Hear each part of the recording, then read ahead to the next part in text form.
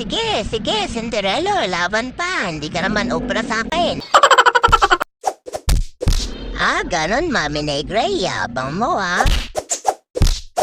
Aba, tong batang to napakilag magbeltok na. Dadaganan kita dyan kung makabeltok ka. Kala mo mas matanda ka sa akin, ha?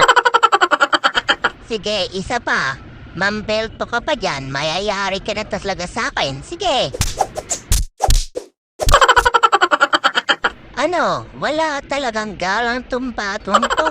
Pati mas matanda sa kanya, binebeltokan pa. Akala mo naman, kayang-kaya na ako. Wala namang binatbat sa akin. Ano, Cinderella, hindi ka pa titigil? Ay nako, eto na naman si Mami.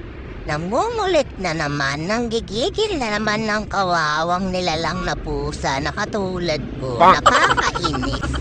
Eto, pinagigil na naman ako. Walang magawa dahil napakaganda ko naman kasi. Tignan nyo naman, pinapasayaw pa ako. Siya lang naman tong ang hilig-hilig mag-zumba. Ay nako. Lalo! Nandito naiisipan ni Mama. Lalo! Ang taba-taba mo! Manang-manak ka sa mami mong negra! Lalo! Ang taba-taba mo! Manang-manak ka sa iyong maming negra! Ang cute-cute naman ang bebe na iyan! Ang cute-cute naman! ng bebe na iyan! Kagigil! Kagigil! Ay! Kagigil naman ng bebe na iyan!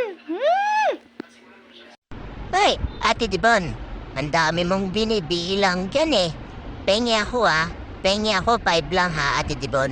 Bibili ako chicken kasi puro isda ang ulam natin eh. Para makatikim naman ako ng chicken, Ate Dibon, 5 piso lang. Pa dito ng 5 piso eh. Grabe ka naman, Mami. 5 piso lang hinihingi ko eh. Parang galit ka pa. Napaka mo naman. Bibili nga ako ng chicken, Mami. Ayaw mo kasi ako ibili eh. Napagod na. Guys, nakakainis talaga. Hindi ko mahawak-hawakan. Yung pabili na nga lang ang ibigay mo sa akin, Mami. Ang hirap naman ito. Mami, napakasuplada talaga nito ni Snow White, no? Para gusto ko lang makipaglaro sa kanya eh. Napakasuplada niya. Akala mo naman masyadong kagandahan. Hay nako, pati si Ginny ayaw makipaglaro sa akin. Ayoko namang kalaro si Negra kasi ang Negra. Yang ka na nga, Snow White, makatulog na nga lang.